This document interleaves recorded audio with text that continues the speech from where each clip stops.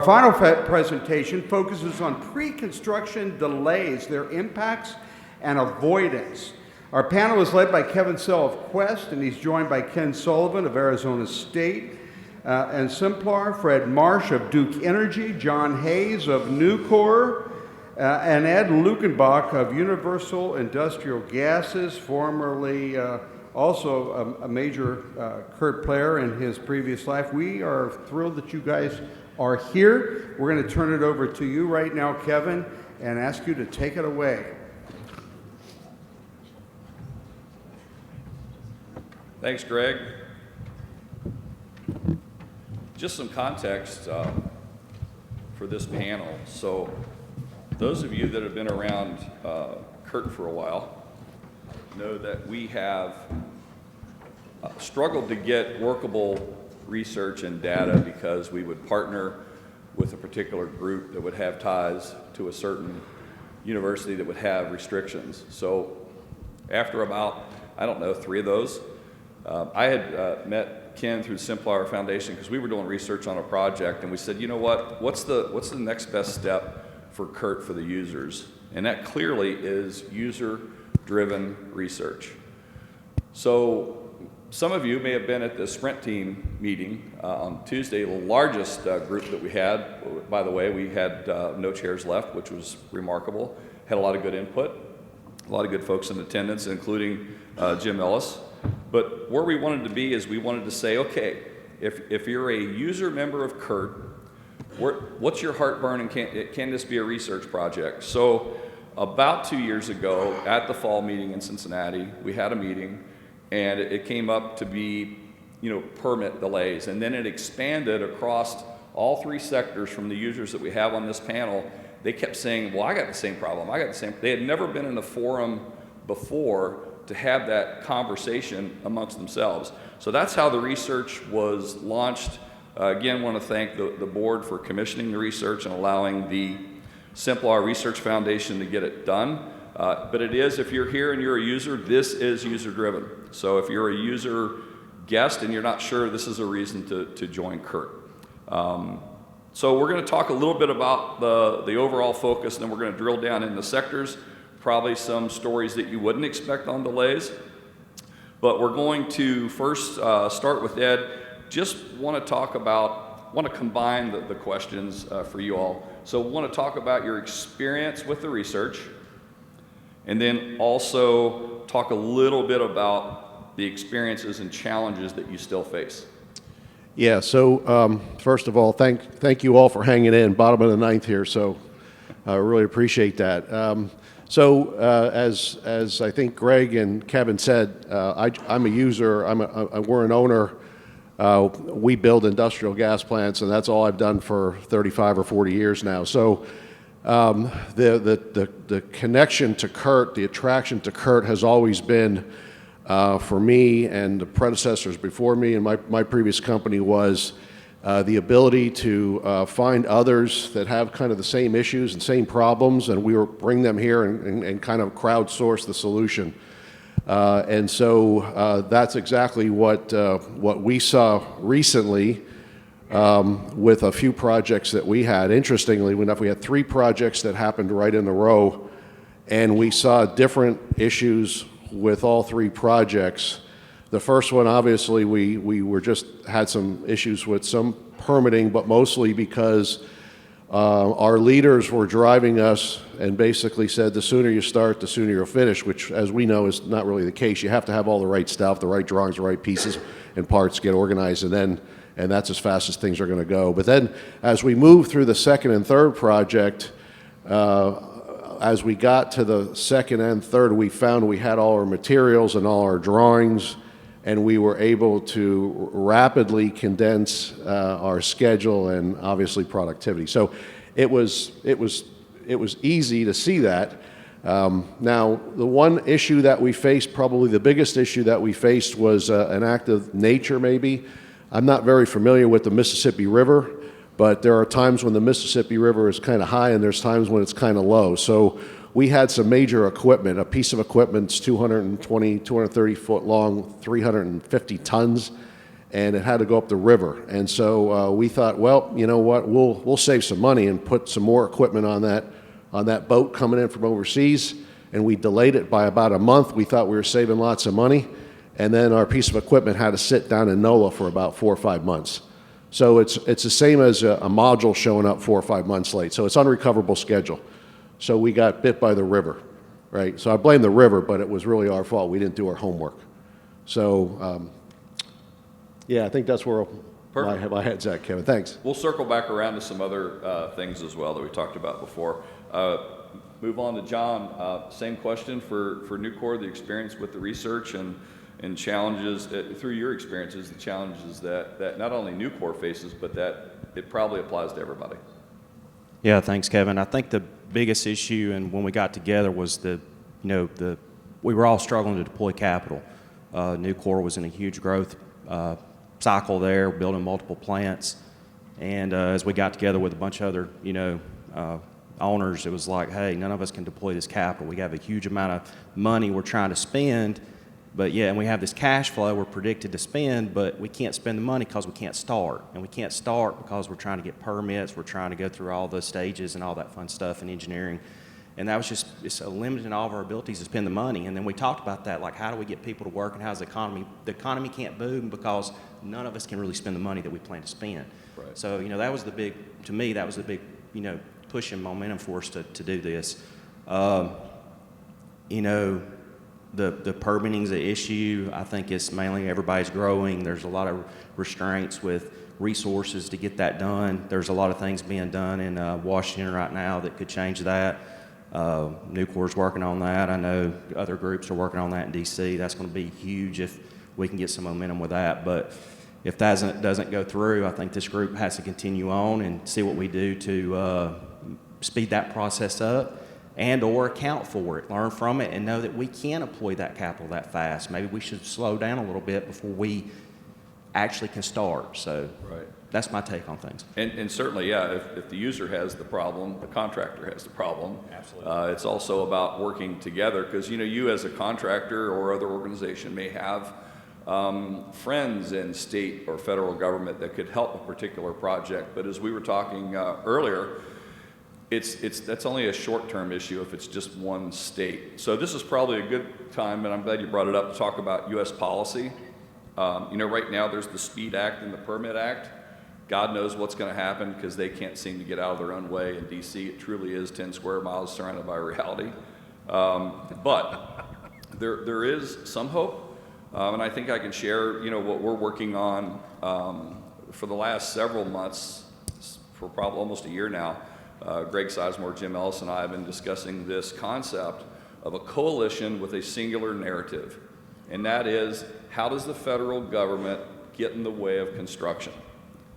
Because if we do not lead a coalition as CURT, now think about this for a moment. Anyone goes on their own about everything across the U.S., even Nucor, even Duke, you're going to be limited. You're going to get an audience, they're going to listen, but very few things are going to happen. If we lead a coalition with ABC, AGC, CII, Impact, Chamber of Commerce, collectively with C-level people, I'm thinking of like Leon, CEO of Nucor, to say, you're getting in our way, and it's just not steel, it's just not energy, it's just not chemical and manufacturing, it's everybody. And then we have the great folks at Simplar to say, yes, and they're right, and this is why. And even in talking, if you listen to the Audubon presentation, which is always good, talking with him about the economic significance, because that is national security. So that's kind of what we're working on. If you're interested in that, there's going to be probably a forum in the not too distant future to gauge your interest, but it's still conceptual, and you also have to imagine, can we get all the groups, getting this group together and doing this, these folks made it easy. Doing that is a much heavier lift, but wanted to talk about that. John, I appreciate you bringing it up. Fred, in your realm, in energy, and of course your experience goes well beyond energy, but from experiences, challenges you still face, things that stuck out to you in the research. I think the biggest thing that we were looking at, and is very much what Ed and John looked at, is if you start at the front from a permit and beyond the permits, just regulatory framework, we need certainty to be able to make investments that take multiple years to put in place, deploy capital, like exactly what John's talking about. But we're foundational to so many of the things that these guys want to build. And if we're having challenges up at the front, just from a purely regulatory standpoint, and I'm not, when I say regulatory, I'm not just talking about federal level. I'm talking anything federal, state, local even. I've got some great stories about, you know, Duke just doesn't own power plants. We also own something as simple as an operations center where our distribution crews stay local to support storm outages, et cetera. If we have an issue with a local jurisdiction, that project could be delayed, canceled, moved, other things that make it harder for other things and harder for our customers. So we're extremely in tune with that for many of the reasons that these guys are sharing as well. On the bigger side, something as simple as environmental policy, coal ash remediation, site selection, things like that, at the federal level can have a massive impact to how much things cost, how fast they can get done, to support things. You know, we've all talked about AI and data centers this over the past few days. That's real. And if we can't do that work and have certainty around it, the chances of us hitting goals are diminished greatly. Perfect. Let's move a little bit to the research side with Dr. Sullivan. You know, we have various sectors, so the question really would be, how are these alike? Does the research support it? But most importantly, for everyone in the room, what were some of the findings? Not that it's necessarily easy, but possible if it's, and how can it be prevented? What are some ways to maybe mitigate it or lessen the severity? And before you answer that question, I also wanted you to talk to the fact of our original goal with this research with CURT was 10, and we ended up with how many groups? 35 organizations, yep. So thank you, whoever participated, whoever brought in people external to the organization to participate. You asked for 10 and got 35, that's pretty remarkable. That's 3.5 times what we wanted. So again, what does the research imply as far as common characteristics and things that stuck out from the researchers in when they're analyzing this of what's preventable? Sure. So we had 35 organizations participate. That represented a little over 200 billion in annual spend. So quite a good little chunk there. We looked at the last 4 years of projects, and some stats off the top of my head. So I think it was 81% of organizations had at least 25% or more of their projects some level of significant impact to pre-con delays. The big 4 categories that we ended up breaking it down into were permitting regulatory delays, site selection and environmental delays, procurement and supply chain, and then workforce was the 4th. All of them had issues. We collected a lot of stories, a lot of data. I think it was about 40-ish% of organizations had over half their projects being significantly impacted by different types of delays. In terms of strategies, and then the slide deck, I put a lot of information. So if you have the app, I'd recommend you download that slide deck. There's a lot of the big ticket summary items that are probably most useful in a conversation with some folks back home. But one of the big takeaways was actually adding an additional gate. We made up a name for it, but enough people mentioned it. We called it a constraint readiness gate. So before you hit certain stages, actually turning that look at some of those potential delay factors into an engineering work stream.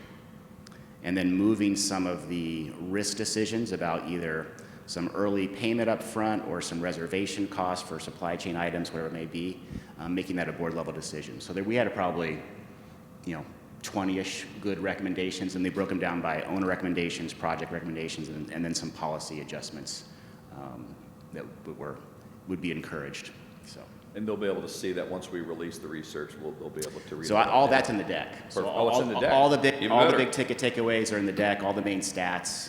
There's about 16 slides in there, and then we have a full report we probably collected 100 stories. I mean, we got a lot of stories. So. Perfect. And thanks, by the way, I didn't see Greg Palmer here. I'm sure he's probably here, maybe not. Well, there he is. Thanks for putting that in at the last minute. So yeah, you have the slides courtesy of Greg Palmer doing this literally within the last 24 hours. So I want to thank Greg for that. Perfect. So let's move on a little bit about the owner solving pre-con delay problems. Can you think of a particular situation in recent history where you solved a pre-con delay issue, and did you engage the contractor, or could you? John, just a little commentary on that with your experience.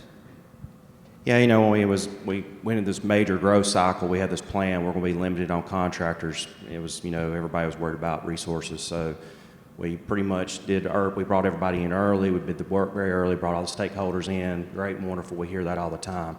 But then you get delays across multiple projects, then you get in a predicament because these contractors have planned, hey, we're going to start next year, 12 months from now, and then you're saying, hey, I'm not sure about that, and 2 months go by, I'm not sure about that, and you keep pushing them out.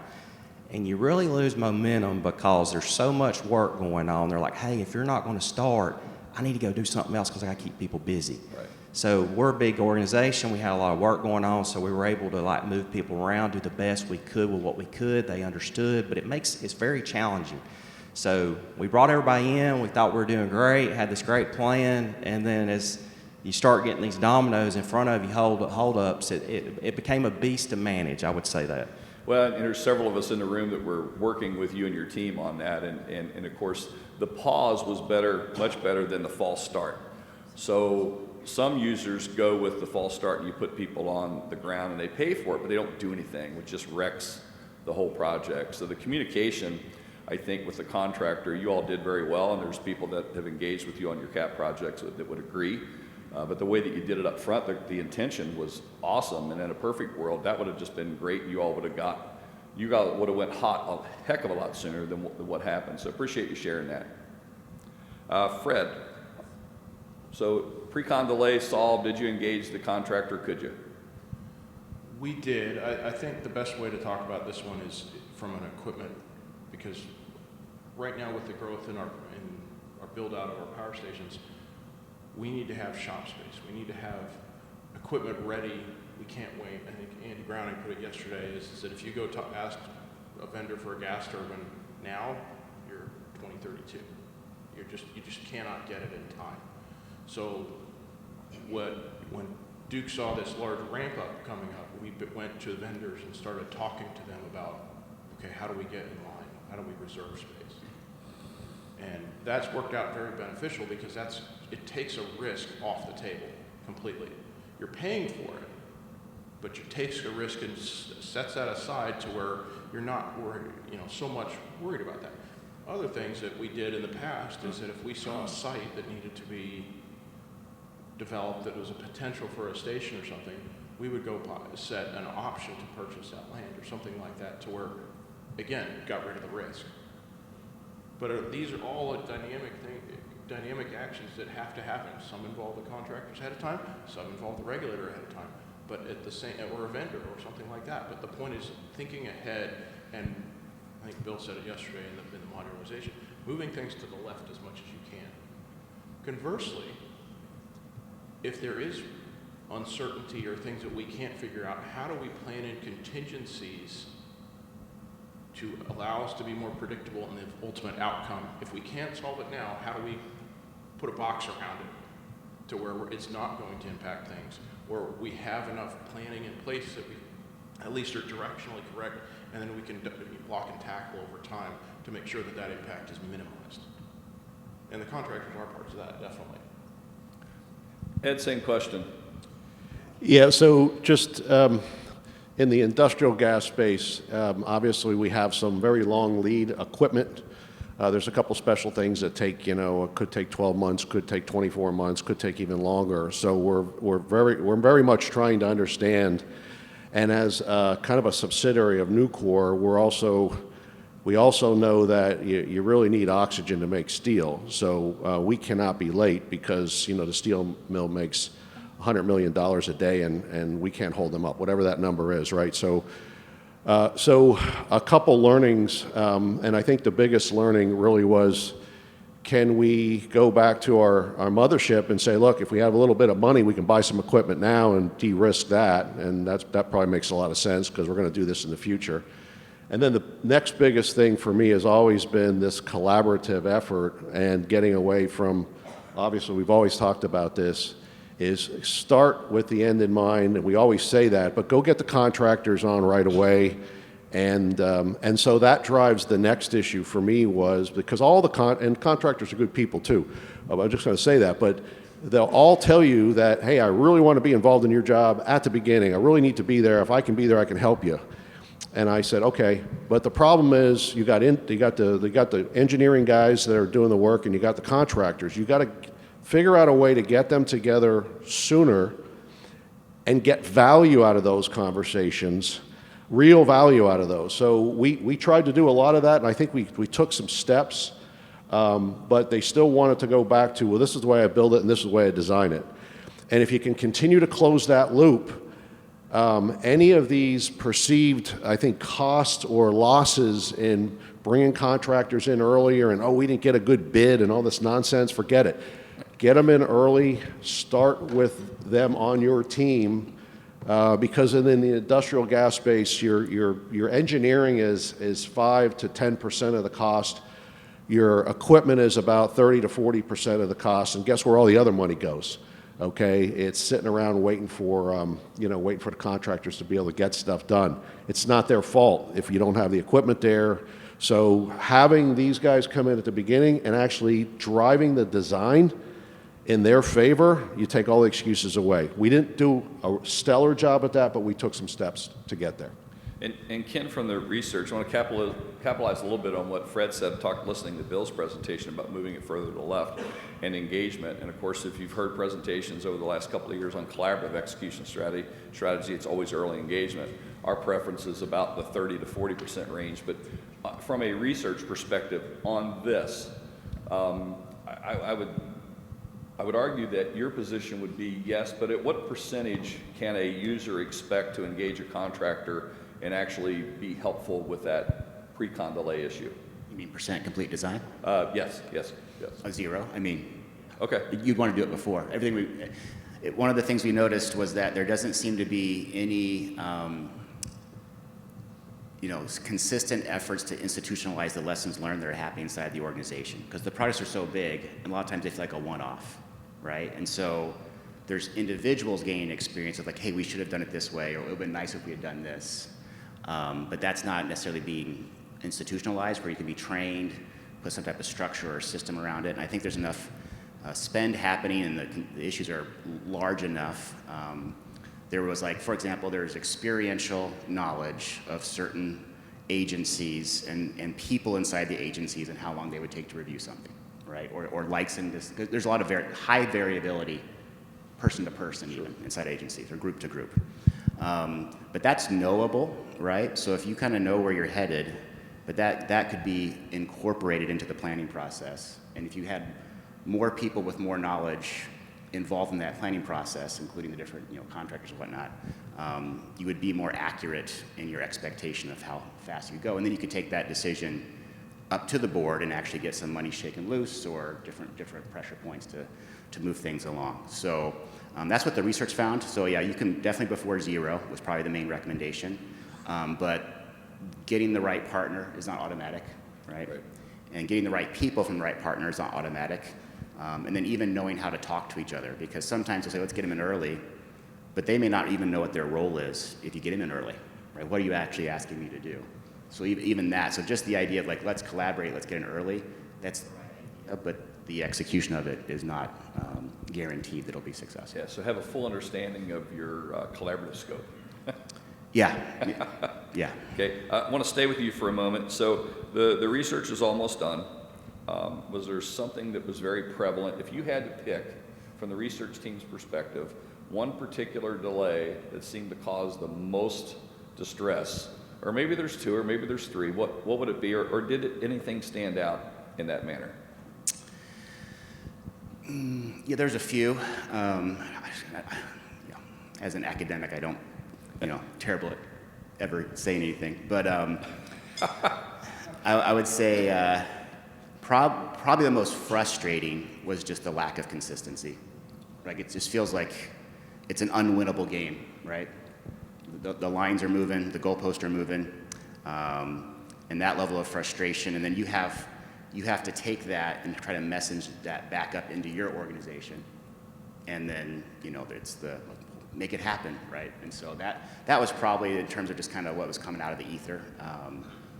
But data-wise, I mean, the utilities were an issue. Permits were like #1 issue for that side of it. Another big one was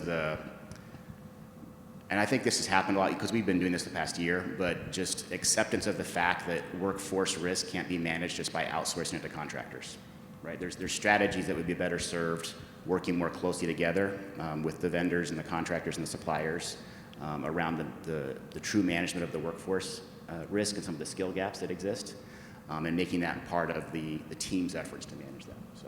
Perfect, thank you. Let's talk about exotic pre-con delays. And I want to start with John a little bit because there's several of us in the room that know one particular site where, man, it was mussels, it was Native American burial grounds, it was property that George Washington owned, and then it was dinosaur poop, really. I mean, it really was. But a little bit about John. So in John's role, we were laughing about it last night. Y'all have seen Landman. He's really Landman for Nucor because the projects start with him, and he has to vet the property. I didn't know that till last night about his role there, and what a nightmare. Now I understand some things about John. But John, walk us through that in how this, you don't know what you don't know. One of the key things that you said recently was that we go buy private property, and until we buy it, we don't know what's in it. Yeah, I mean, we buy property, private property. We buy property from utilities that was going to build a power plant, and all of a sudden they're not, so we acquire that. We get land through economic development, whatever. But any property you get, I would say we always do our due diligence and we know what we're getting into. And every part of the country, y'all know, there's bats, we dealt with mussels, there's lizards, there's always a critter. There's always something you have to deal with. The issue you get into is we know about those, we understand what we're going to get into, but sometimes our projects are so big and so complex that dealing with those critters or things you have to deal with are a lot more complicated. And even the regulatory you go through to help you navigate that probably are a little optimistic on how you're going to get through that. Like there'll be certain times of year, as you know, with bats, mussels in the river, how cold the water can be, how warm it can be outside. All these things change the dynamics. And then when you get to a large scale project like what we build or even a data center, I would imagine, it becomes very challenging because you have to have certain people come out and do these studies. And if they can't do the study but a certain day when the river's a certain temperature or certain clarity of the water, you just keep getting pushed out. So my point is we know we deal with these things. We know we're going to have archaeological issues. You can get this information, but until you buy the land too, you don't know what you got. Because a lot of these studies, you have to go around and dig around, you have to dig in, you have to do all this stuff. And when you buy from a private individual, they don't want you on your property doing those things. And even when you're getting from utilities or any land from a utility or something, they want a commitment you're coming. So because if you're not coming, then they're going to market that to somebody else. So we have to somewhat commit to that land before we can really dig into the details. And the details is what can kill you. Is what causes the trouble. Absolutely. Oh, good. Thank you. Ed, same question. So you talked a little bit about river conditions, which really wasn't too exotic, but for one particular project in Arkansas, I can recall that we had the pandemic, which presented other problems than what you would think, other than just worker health. But at the same time, I thought on one of the projects, there were migratory birds or something like that in an adjacent field, and you couldn't intimidate them, you couldn't flush them, you had to let them do whatever they do. But just, I mean, that's an example. That might not be the example you want to use, but just take that away on your side of it. Yeah, so, okay, so yeah, I think it's what you said is you don't know what you don't know, and you're trying to look around the corner at some of these things, okay? So I'm gonna stay away from the bird issue because I don't want to offend people. But let me come up with one of the other issues we had. We have a major piece of equipment that's kind of critical. So one of the things to do in these plants that we build is you can get the backup systems running sooner so that if the customer needs some of the product earlier to do some of the pre-commissioning work, we can hurry up and get that running pretty quickly. That helps them because then it buys us some time to finish the project. And so we had exactly that situation. This a piece of equipment's $500,000, so it's not, okay, it's a little bit of money, but it was built in California. And so, okay, so, I love California, but California is a tough place to do business, and I don't like doing projects in California. It's nothing against California, folks, but it's just the permitting there is crazy. So we decided that we would be able to, instead of having the supplier ship the equipment to us, we could save money if we decided to ship the equipment. And we were excited because we were going to all we were all kind of devoted to save the project some money. Well, come to find out that we just got a phone call and said, your equipment's here, come pick it up. And we're like, okay, great. Well, then that's where it starts, because the permitting process to get certain pieces of equipment of certain sizes and certain weights out of California had to go through a process. The person who is in charge of the process in the California Department of Transportation was ill, like really ill, and we couldn't get the permit. So bottom line was a piece of equipment, and if we would have left the vendor just supply it and we would have paid a little more money, they would have been able to, you know who to buy the fruit basket for, or whatever you got to do to get it done, they'll get it done. And a lot of this is some relationship stuff. So yeah, we ended up a piece of equipment that needed to arrive, in month 1, arrived in month 5 or 4, which was a killer, an absolute killer. So we were trying to do the right thing, again, we just didn't know what we didn't know with this piece. So Perfect. Fred, on your side as a utility, you had mentioned sometimes there's specific plant animal populations, but walk us through that a little bit about those kind of behind the scenes delays that you all experience. It really comes down to something similar to what John and Ed were saying, is you need to have that knowledge up front to plan accordingly. If you don't have it, you're going to throw your schedule off completely, whether it's bats, whether it's migratory birds, whether it's predator birds, or ospreys, whatever. We've got a policy and a way to deal with that, but we need to know the application ahead of time so we can plan accordingly.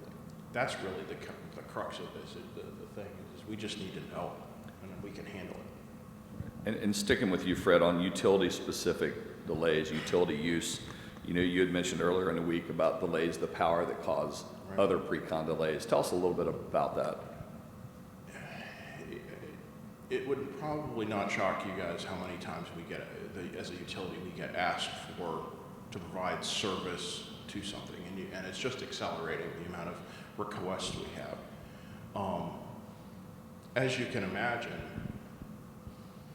those studies of the grid and how those load centers impact the grid take a lot of time, because there's so many facets that you need to consider. Because the mantra of a utility is to provide cheap, reliable electricity. And how do we make sure we do that if we have large load come into the space? Are we providing enough power? Do we need to power? Where is that power? Where's the load? How does that affect the transmission system? All these other factors have to be evaluated. Those studies can take years. The sooner we know about something, the sooner we can plan for it. Similarly, and I'll accentuate this, one of the things that used to be done is that if a request for load comes in, that used to be evaluated in isolation for its effect on the system. Now they're doing what are called cluster studies, to where you can start looking at multiple pieces and the impacts on them. And that will directly affect how we determine if we can provide for that load, where things need to be, the choices that the utility makes to build a new station, what that station looks like, how fast can we get that energy online. All those factors play into this. But on top of that, can we get it there efficiently? What do we need to do to the system to upgrade those things?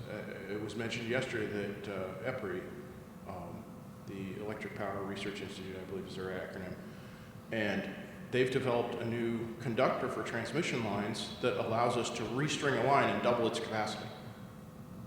That's not cheap, but it's a heck of a lot easier and faster to do that than to build a whole new transmission corridor where you've got to get rights of way and other things, and you're facing local resistance and other pieces. If we can just reuse what we have in a more efficient way, of course we're going to try and do that because it benefits everybody. But the other thing that has come out that's interesting is that if you, as a potential load source, ask us to do a study, in the past, if that request or that person or that company entity backed out, we would be left holding the bag. There's new policy in place that that entity has to pay for the study and we get to keep the fee. So it's going to make things faster, but it does cost some money to be able to do that. And because there's impacts that have to be considered for the grid as a whole, given the intent, and so to be able to supply and make sure we're ready for the growth of data centers and other load demand. So. Perfect. No, thank you. In terms of pre-con delays due to early equipment material, look, timing logistics is never perfect. Ed mentioned a little bit about it. I mean, Fred or John, anything you want to add on that, either as the user or what you see in the contractors with that? It seems that early engagement and communication should be the top two things, but is there something else that you all would like to see that you would do differently or you would like to see a contractor do differently? I would say, everybody deals with getting things late. That's an issue of getting the project going. But then for us, when we're late on permits or getting out of the ground, and they actually get some of the equipment on time, then we're in a huge predicament too. So I think that's something everybody needs to consider. You have massive amounts of equipment coming in and you didn't get your site ready, you have a major problem. So then we're shipping stuff different places, we're trying to figure out the taxes on that. It gets very, very complicated. So you have problems with it not getting there on time, and you also have problems with it getting there on time when you're not ready. So something to really consider. Yeah, because you have to probably stage it somewhere other than the job site. Yeah, then you're double handling it. Then Right. you got more safety because you're having to double handle that. You're having to put in a warehouse without cranes and move with forklifts. It just gets cumbersome and costly. Exactly. Fred, anything to add? I had mentioned kind of reserving shop space earlier. That's just one aspect of it, but we're also doing a lot of build out of solar and battery storage. So you can imagine this past year has been a little bit traumatic for that team with tariffs and how do we get stuff from overseas? How do we have contingencies like that? Those kind of things are very much in the lens of what John was sharing, is that how do we get it? How do we make sure we have it to meet certain deadlines? And some of those are hard regulatory deadlines. So we need to make sure that we have access to those in a seemingly, seamless manner that we can count on for, predictability and how we achieve that. Got it. Thank you.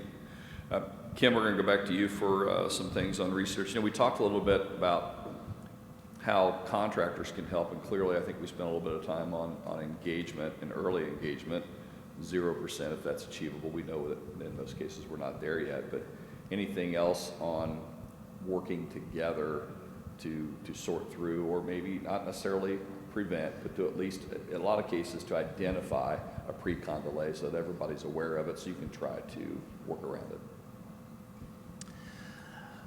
Yeah, absolutely. You could even incorporate some of it in your procurement process. Good point. Just in terms of how you select, you could present that. But yeah, again, most of the knowledge is contained within the experiential, database of their heads, right? Right.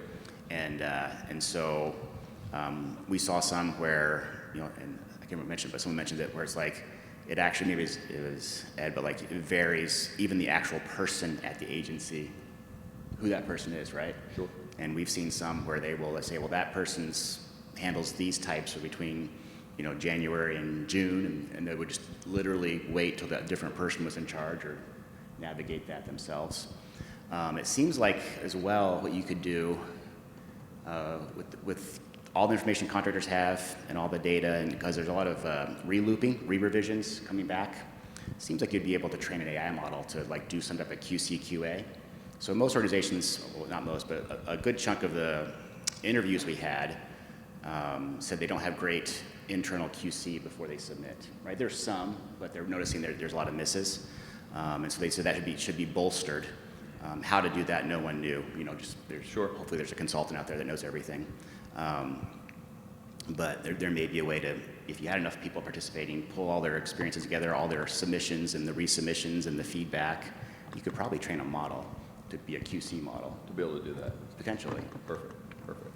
Just a question for the users, and you can nod your head yes or no, or you can grab the microphone. But Dr. Sullivan mentioned procurement.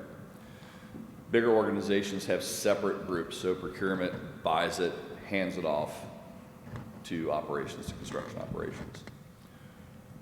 Sometimes a contractor can think that the procurement behavior or communication is wrong, but a lot of times they don't elevate it to your level. In some cases, procurement may not be talking to your side of the house.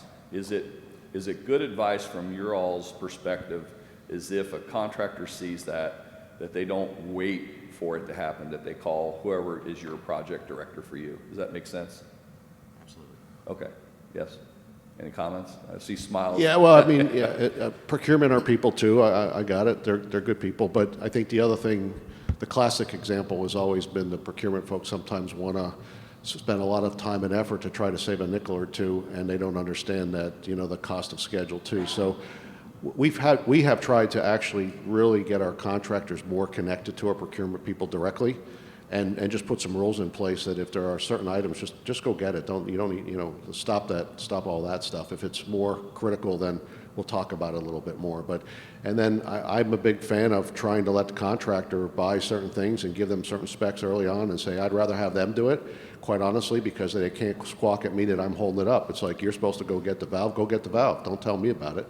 And you have to keep an eye on that too, but I think there's some good partnering there, and let them do what they do well. Perfect. Dr. Sullivan, back to you. So we have the recent data and updates. It's on your app, but if I'm reading the slide deck on my app, can you kind of do an overview of what they can expect to see, or something that they may want to pay closer attention to? Not that it's not all important, because it is, but something that if they only had a few minutes because they're getting ready to board an airplane, they were going to read it, what should they be looking for, and what were the highlights? The last 3 slides. Okay. I mean, except the thank you one, but last 4 slides. Okay. But that's got most of the main recommendations, I would say. The data that would justify those recommendations is part of that as well.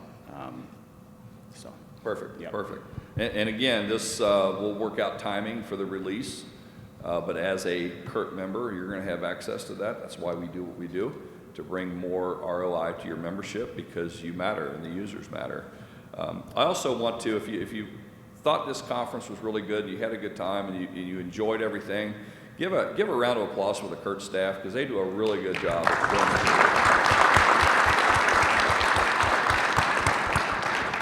With that, we did allow some time for questions, and we're not shy about giving time back. So, Greg, let's turn it over to you and see what we come up with.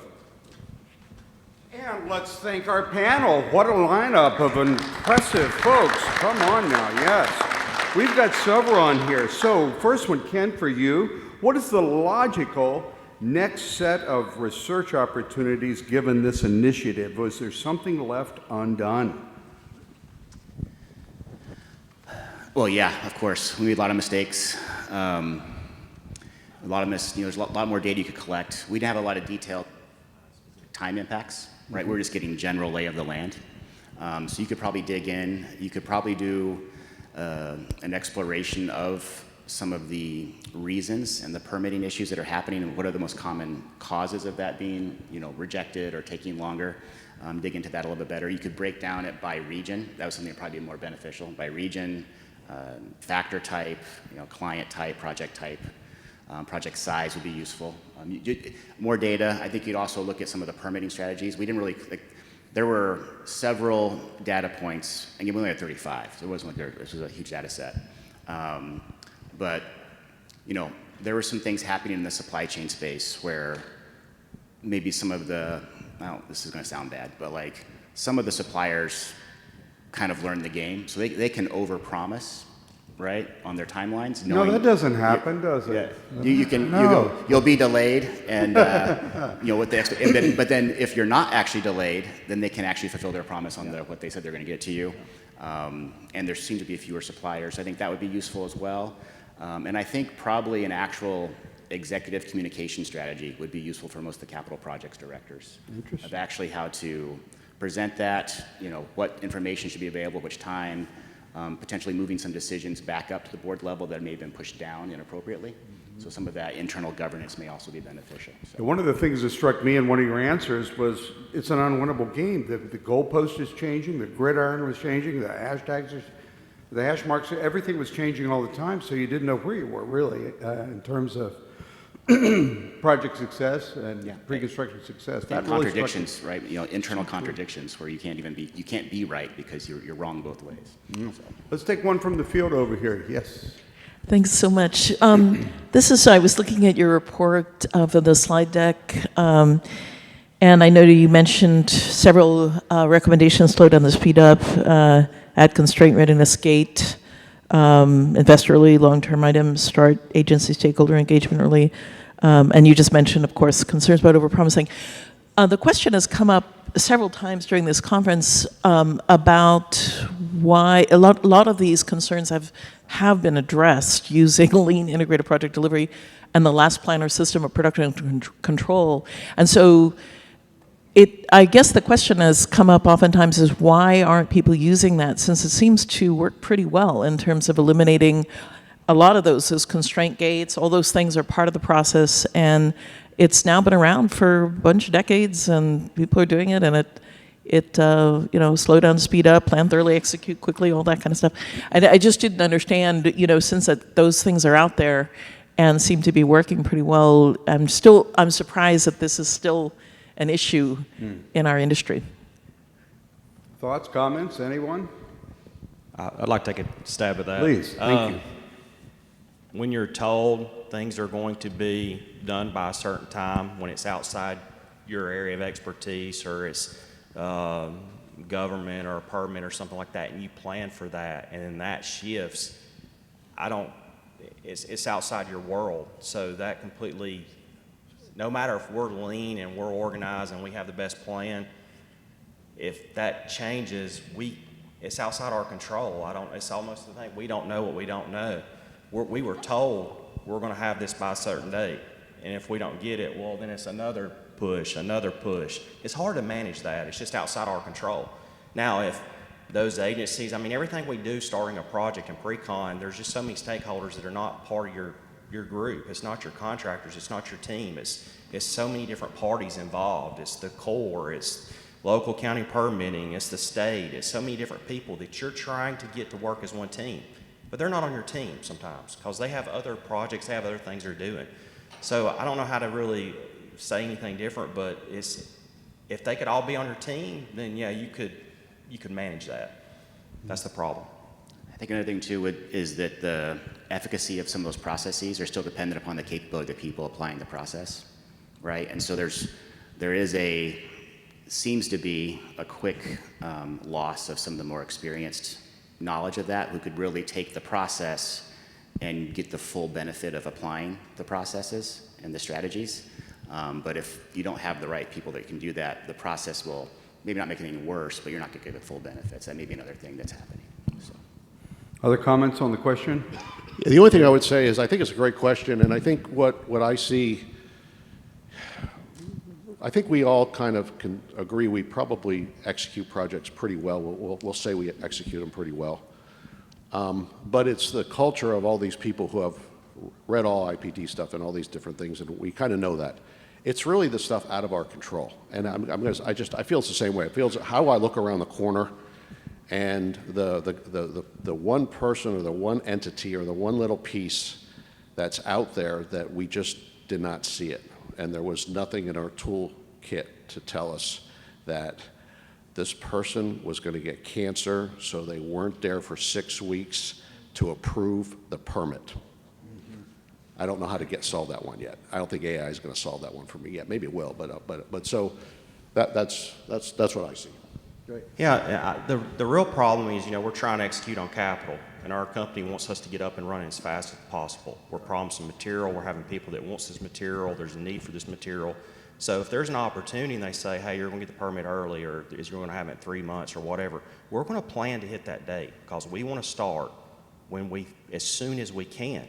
But if we're kind of giving somewhat false information, or we have to do more studies after the fact, what I'm saying is we want to take every opportunity we can to start early, but if something happens, having that stage gate to stop or pause pause is money for us to the teams. I mean, like every day we don't run is millions of dollars, and we just spent billions of dollars to build something.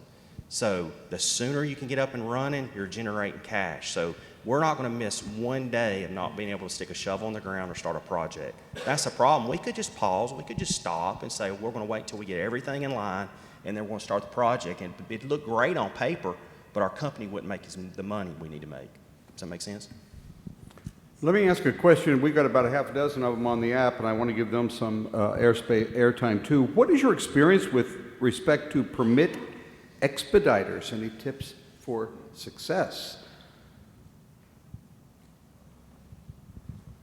The pause is telling. That's your answer right there. Legal ones? Maybe? Yeah. Yeah, legal ones, right. Ethical ones also. More than a fruit basket sometimes, and that's a problem, right? I miss the good old days, you know. I'm just going to say it that way. Golf games and cruises to Bimini, huh? Okay. I think you have one page. Go ahead, Matt. So Matt Gerke with FMI. We've heard from our clients, contractor clients, for a long time that the quality of architecture and engineering deliverables is that are turned over at milestones or stage gates are weakening, are poorer, are less complete, and that forces resubmissions and all this other stuff. Ken, I assume you were alluding to this as well as maybe the submittal process earlier with QA, QC. My question is, what are you guys seeing and feeling in terms of innovations or trends to make that better? What seems to be working either on the contractor side or on your side to improve the quality of architecture and engineering deliverables at milestones? What are you guys seeing that's working better? Or what practices work better? I'll give you a very simple one because I don't know anything about electrical. One of the things we're doing right now is asking our electrical contractors, the partners that we work with, to help us write the spec that we need to give to the engineering designer. Because if I talk to my electrical designer, indoor cat, right, spreadsheets, doing a lot of studies, he's providing a lot of stuff the contractors don't need. So I need to ask the contractors, what is the minimum you really need? Let's focus on that, get that back for the front end. I think I can add to that as well. I know exactly where you're going with that, and I can agree with the premise is that, and I've seen it, is that if you end up with poor quality design up front, you have magnifying issues that are going to cost you money in execution. Completely true. One of the things that we've done on one of the jobs I was involved in, not necessarily a utility job, it was for Duke, but it was not a utility job, was specifically that early engagement of the contractor for that partnering to talk about constructability, talk about other things to make sure that the quality of the drawings was improved prior to becoming full construction documents that are turned over.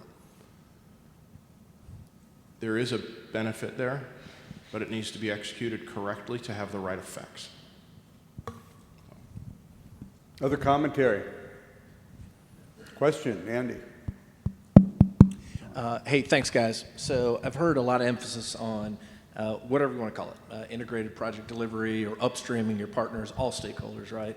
And Ken, you said the best time to get the entire team together is before 0%. Most specifically, speed to market, and it costs so much, after the fact, the value's all added early. So are any of you guys seeing or intentionally heavy emphasis on building high-performing teams before the project starts at 0%, and just team building and strategies to do that? Yeah, there's a lot of ideas out there. There's different ways to roll that in your selection process even. There's different strategies. Be happy to talk to you in great detail about it. But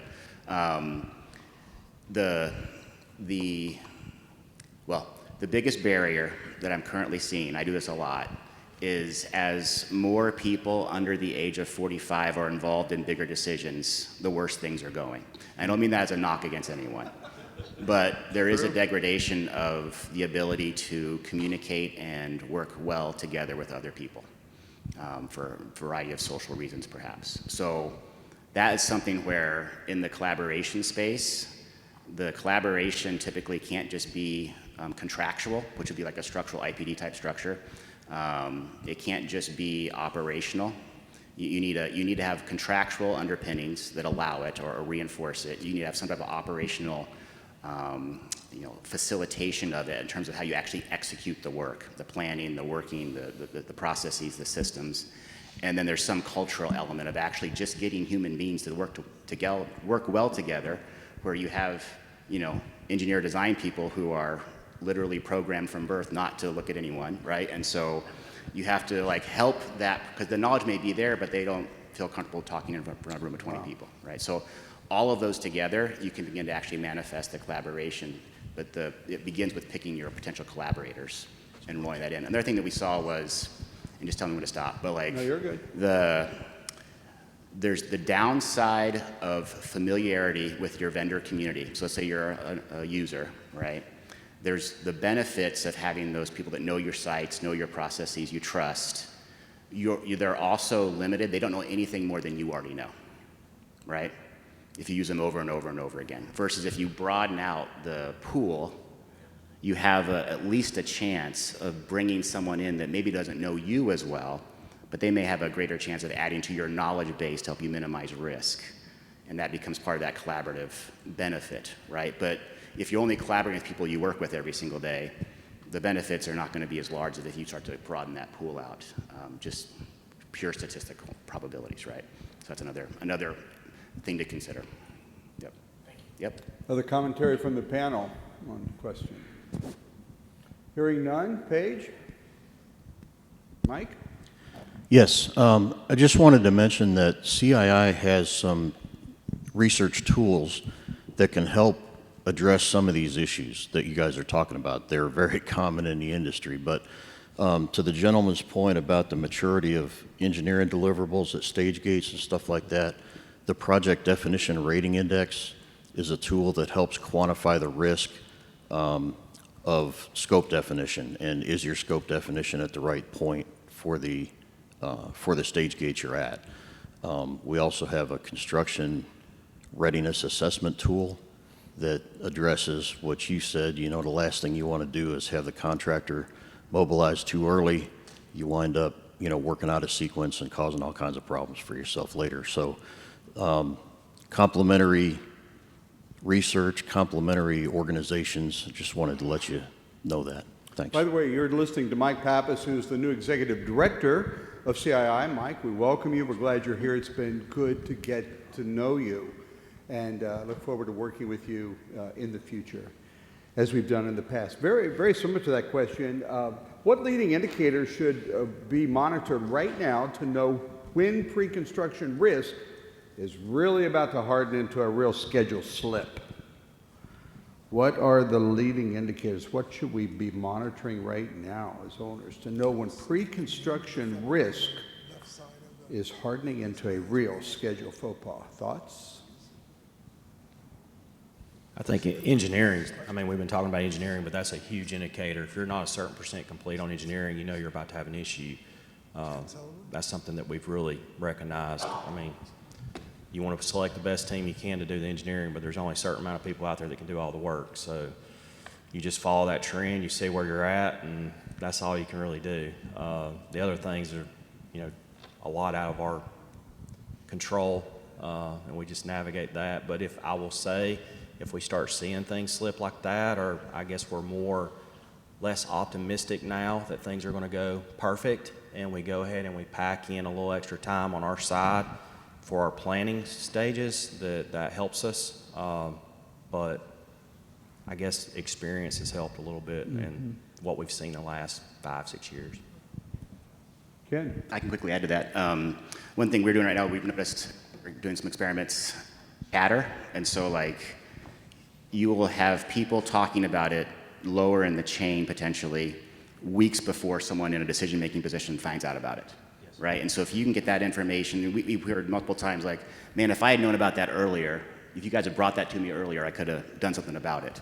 And so you can actually use technology to do this, but getting some of the chatter that's happening at the more day-to-day level, and instead of that taking 3, 4, 5, 6 weeks to kind of float its way up the food chain, to actually have a faster way of gathering that, synthesizing that, and giving that heads up so you can at least see like, hey, why are they talking about this? Are they seeing something, feeling something, sensing something, and use that to, you know, speed up the flow of information. It's not so much a it would only be a prediction tool based upon which level in the organization you sit, right? So the higher up, the more it feels like a prediction. So. Kind of goes along with one of the other questions. Which delay drivers are owner caused, and how do we isolate the portion of the pre-construction delay that stems from internal decision-making delays and confusion versus external factors? I know for us, we have a lot of changes. We're a very adaptive company of what the market's asking for, and some of these projects are planned way out in advance. The market can change, competitors can change, and we may have a plan to make a certain product on a certain line, and all of a sudden we see an opportunity and we say, hey, we're going to try to fit this in. And that, while we need to do that, it does throw a wrench in the whole schedule and planning piece. I know people get aggravated about that sometimes, but that's what really makes us good at what we do. We're able to adapt quickly, and we have good partners and good people to work with that understand that. But I think that's where we throw aggravation in there a lot. Yeah.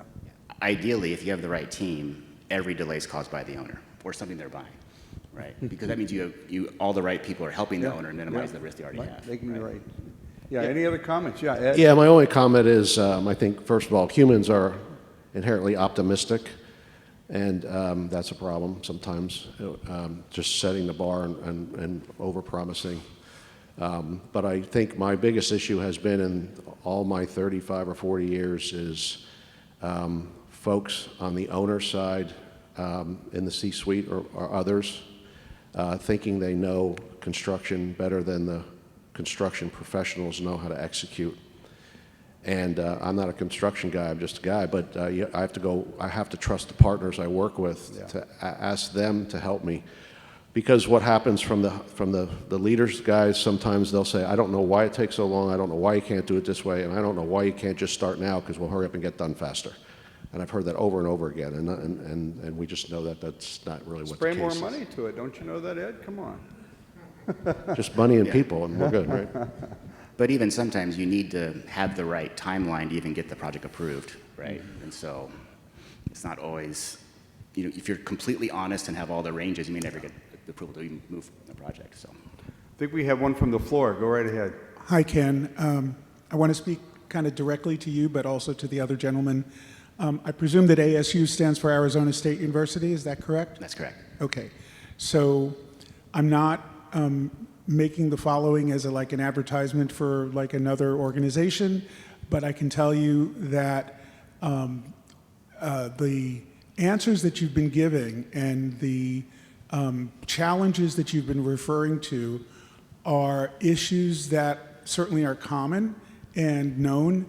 And my first question would be whether you'd considered building a co-location space for the owner team, design and construction teams to inhabit during the course of your project or projects as some way to encourage exactly the kind of communication up and down the chain that you have said is a challenge.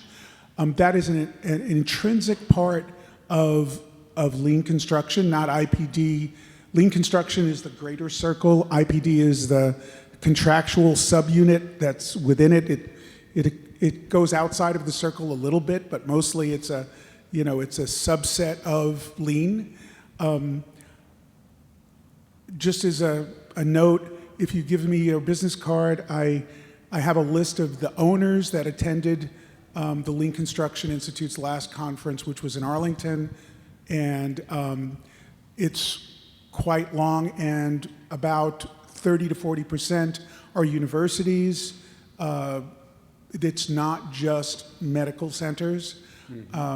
Certainly I don't have the experience and expertise that you do as a risk manager and handling in all facets a major institution with everything that goes with it. My experience is somewhat different, but I think that this might be something that might be worth your time. And just as an aside, you know, the Lean Construction Institute is not the only opportunity. I don't know if you've ever made a walkthrough of a project being delivered, even not IPD, progressive design build perhaps, that also has a co-location space. I think that you would find that to be something of great value.